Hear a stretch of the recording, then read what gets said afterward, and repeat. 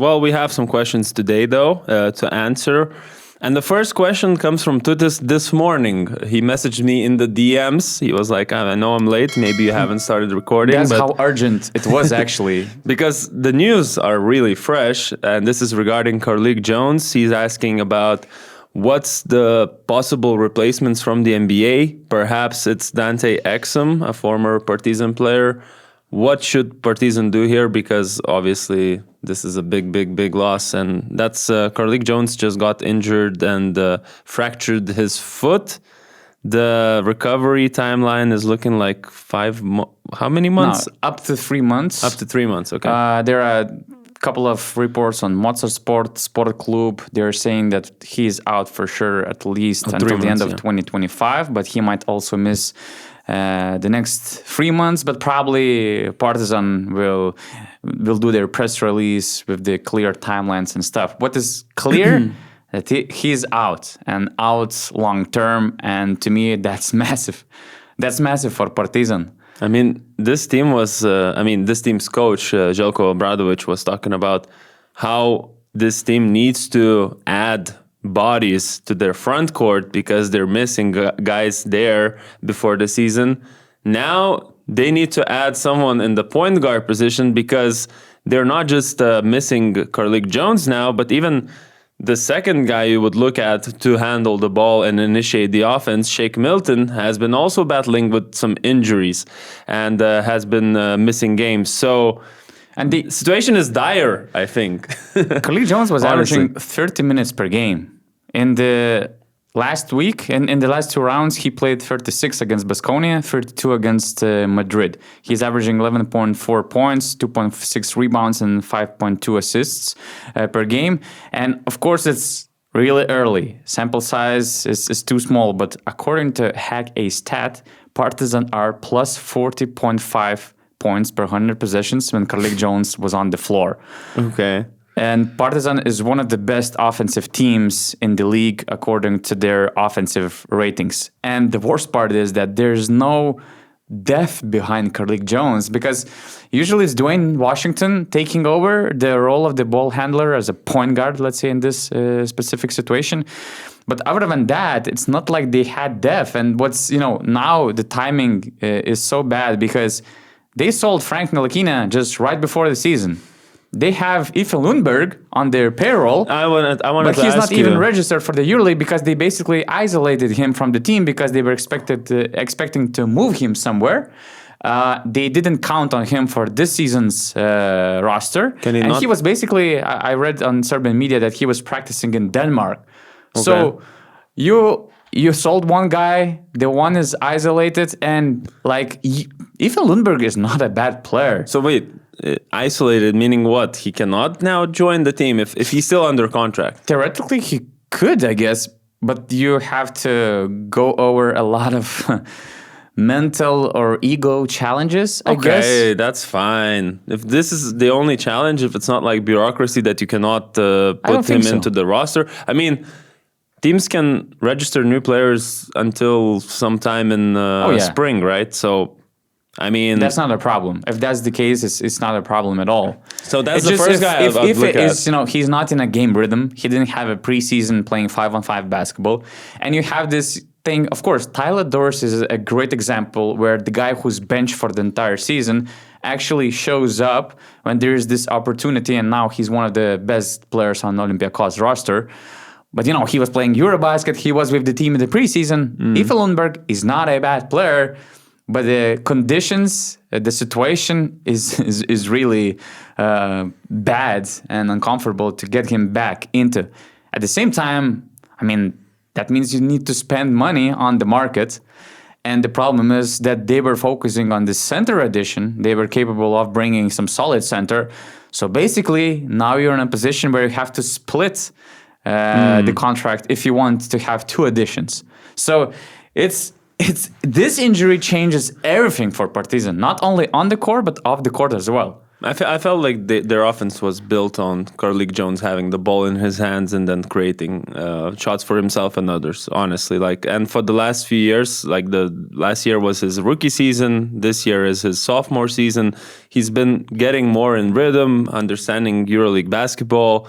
This season, he's averaging almost 12 points a game and 5 assists per game. So, you mentioned those stats before, the 40 points plus minus or whatever, that's the impact is obvious. And even when you look at Shake Milton, who's, let's say, returning at some point soon from his injury, his ankle injury, he's not that type of guard who is necessarily, he played point guard a lot in the NBA, let's say, but in his European role so far, he was that guy next to Carlik Jones. He was more like a wing sometimes with his size, in European basketball. So for him, that would be an adjustment as well to become the primary ball handler, even if he returns. So they definitely need to add someone. That's what I'm trying to say. Whether that's Ife Lundberg, that's a question, but that's someone I would look at number one. Regarding to our question from Tutis, Dante Exum is under contract with the Mavericks right now.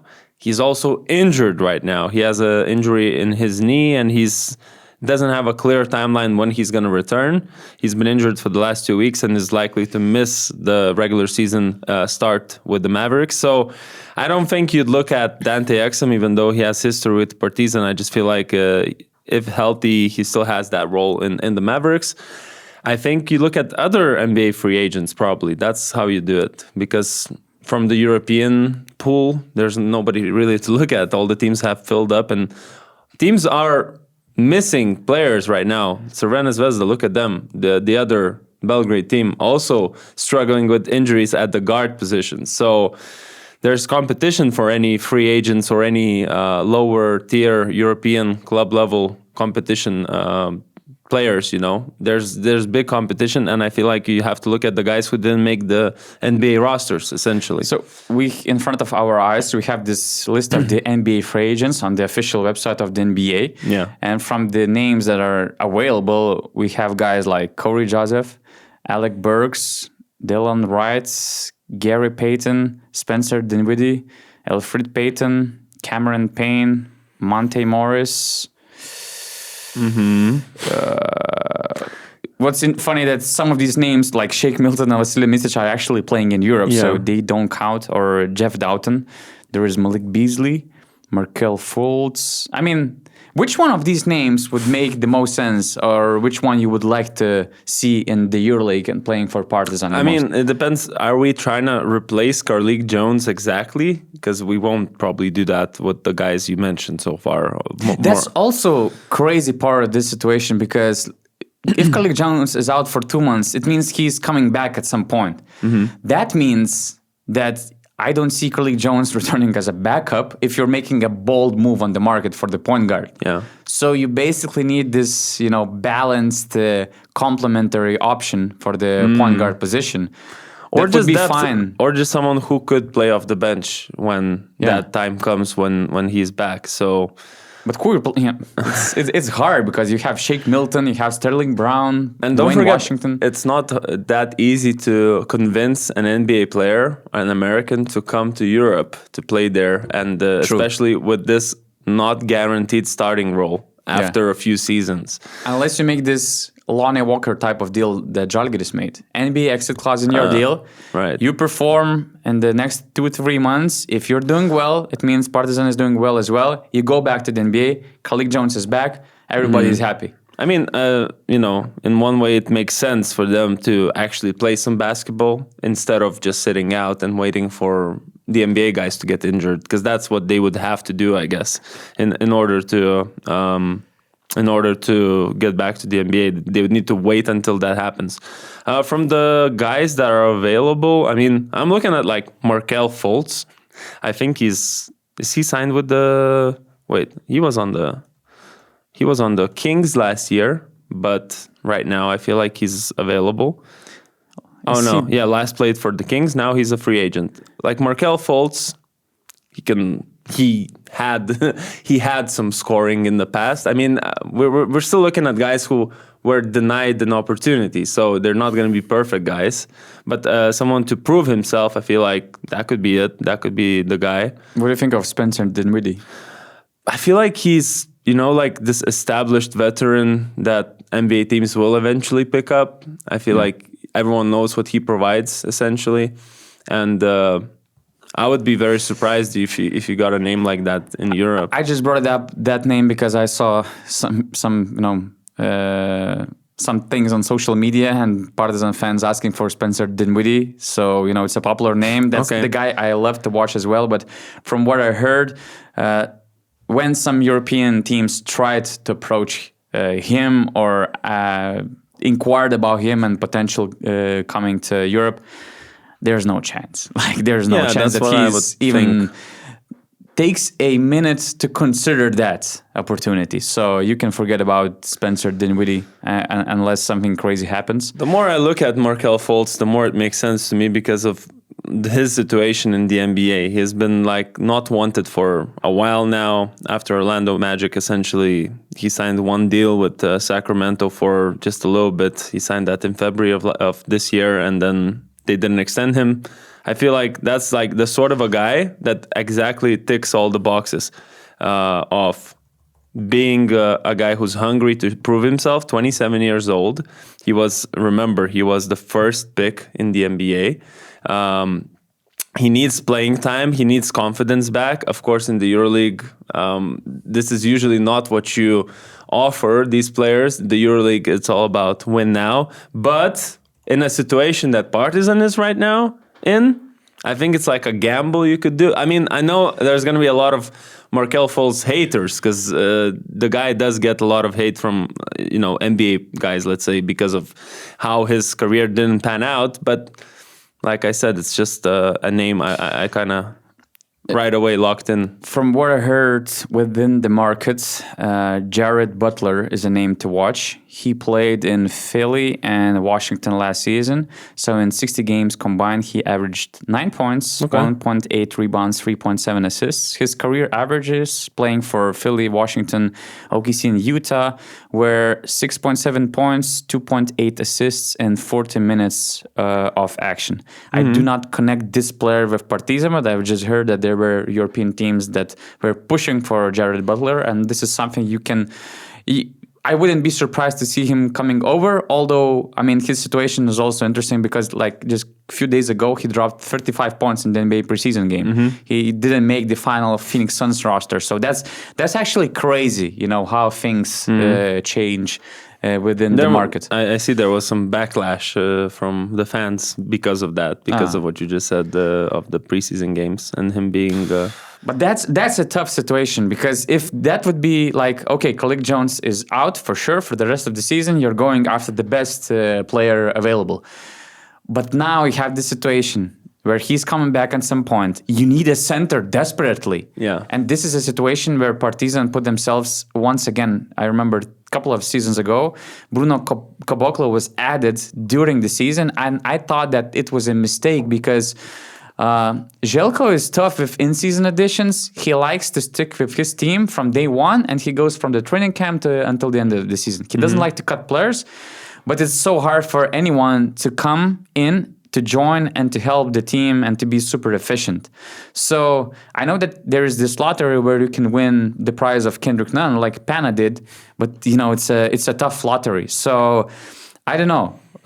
Entering the season without a clear help behind Tariq Jones, I thought that it was too risky, and now you have to deal with two major positions where you're lacking off some bodies. So I don't know. If you're the GM, if you're Zoran Savic in this room, and you have to decide whether you're investing all your money in great center addition and bringing Ife Lundberg back, or you have to sacrifice, so you're buying a lower level center and also solid point guard. Split the money, essentially. Yeah, what you're doing. I'm doing the first option. I don't see why not. The guy knows the system of Željko. He played last season. Okay, he didn't maybe provide as much as maybe Partizan expected, but you essentially get a guy, doesn't matter what shape he's in, he's going to understand how to adapt to this team, essentially with the same core that they already had from last year, much quicker than any NBA addition who's going to, for the first time, play in Europe. I feel like it's just a no-brainer. If Ife Lundberg is available, I'm getting Ife Lundberg, and I feel like you would agree with me. I'm happy that I'm not the GM of Partizan because that's a freaking tough decision. But I like Ife Lundberg option because there's also Dwayne Washington who can play as a point guard, and he showed some good splashes in his game. There are a lot of people who really believe in him, although his playing time and his role wasn't consistent on the team. The talent is there. He has all these talents to be a successful EuroLeague player. And you can try to trust him more in this primary ball handler position because let's not forget, Željko's point guards are not typical point guards. Yeah. It's more about ball handlers on this team. So Dwayne Washington could fit the profile. They could start playing Jabari Parker, getting the ball across the midcourt. Maybe Mika Murinen is the answer. And you know, like in the NBA, there's a bunch of teams that have, of course, we're talking about the top echelon, like Giannis getting across the court with the ball and stuff like that. But still, like, you can have unconventional, let's say, unconventional solutions to this problem. Not necessarily you have to have a small guy with the ball. But yeah. This is massive. This is massive for Partizan. And that's going to be a very, very tough stretch for them. I'm looking at their calendar. They're hosting Paris basketball now, which is a tough opponent because they're so aggressive defensively that you need some confident ball handlers and point guards. Then they play Hapoel away, host Barcelona, visit Olympiacos, host Monaco. So it's a solid 5-game stretch. Very tough situation for Partizan. And man, that changes a lot of things. What's our next question, Natas? And these are the questions that we're going to answer just to our BM Plus subscribers. If you're not one yet, what are you doing, man? BasketNews.com/plus. The subscription is what? €2 something? It's less than €3. And you get not only their bonus podcast, but as well as weekly Q&A sessions. Yes. Also, Give Me Control column by Todd Warnick. All the scandalous referee calls, all explained from a professional who actually knows what's right and wrong in those situations. Also, all the articles that are written by our journalists. Also, for instance, I had a film session with Marko Gudric, and those who are in our community on BN Plus, on our Discord channel, were able to send some questions. So that's also a great extra opportunity to have a bigger connection with the players. A lot of great things. And free browsing, for example, on BasketNews.com as well. Yep. So let's go to these questions. And T, who actually won some Basket News merch last week, has another one. Solid question, very entertaining one. Let's test your memories a bit about the single player individual highs. I will give you a player and a number. You have to tell us the specific stat it is. To start, Nigel Hayes Davis with 50. What is the 50?